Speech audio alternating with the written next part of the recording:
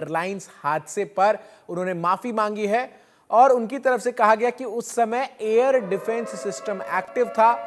Putin ने जानकारी दी, आपको बता दूं कि 25 दिसंबर को कजाकिस्तान में विमान जो है वो एक क्रैश हो गया था और इस विमान हादसे में 38 लोगों की जान जो है वो गई थी।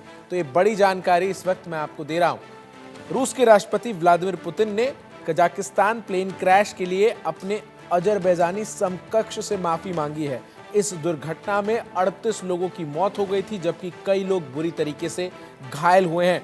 शनिवार को रूसी राष्ट्रपति कार्यालय क्रेमलिन ने कहा कि बुधवार को यूक्रेन ड्रोन हमले के कारण ग्रोनिज के करीब एयर डिफेंस सिस्टम ने गोलीबारी की थी। हालांकि बयान में इससे परहेज किया गया है कि विमान रूसी एयर डिफेंस की गोलीबारी का निशाना बना।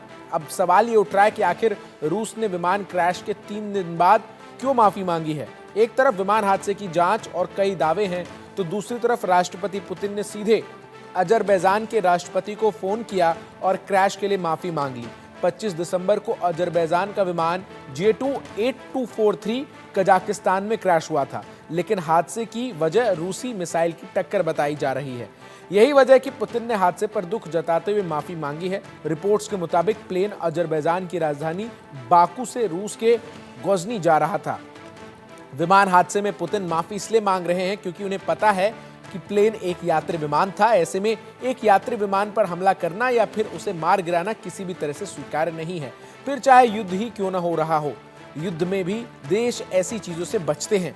एक बात यह भी है कि विमान हादसे की वजह से रूस की दुनिया भर में किरकिरी हो रही है। घटना की गंभीरता को देखते हुए कुछ देश इस मुद्दे को हवा दे सकते हैं और संयुक्त राष्ट्र में पुतिन को कटघरे में भी खड़ा किया जा सकता है। यूक्रेन के खिलाफ जंग को लेकर रूस पहले से ही नाटो देशों का विरोध झेल रहा है। अब अगर यही स्थिति रही तो फिर दुनिया भर में विमान कंपनियां रूसी शहरों के लिए उड़ान भरने से इनकार भी कर सकती हैं, जिसका सीधे सीधे वहां की अर्थव्यवस्था पर असर पड़ेगा। नए तरह के प्रतिबंधों का भी सामना करना पड़ सकता है। इसमें कोई दो राय नहीं कि पुतिन इन सब बातों से वाकिफ होंगे। माना जा रहा है कि इसलिए पुतिन ने हादसे के लिए माफी मांगी है। अजरबैजान का विमान कैसे क्रैश हुआ, आखिरी वक्त में विमान के साथ क्या हुआ, इसका रहस्य अब बहुत हद तक साफ होने लगा है।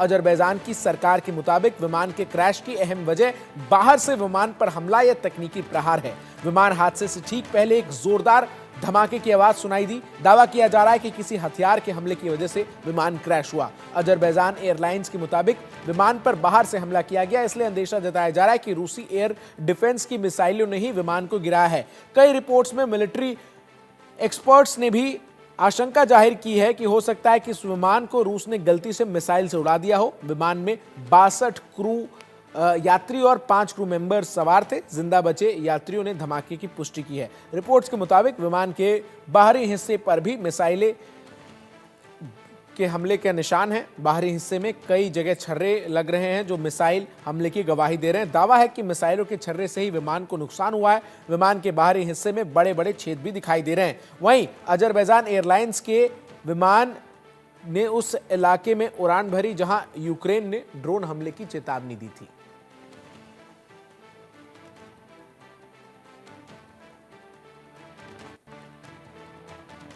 खबर अब पाकिस्तान और अफगानिस्तान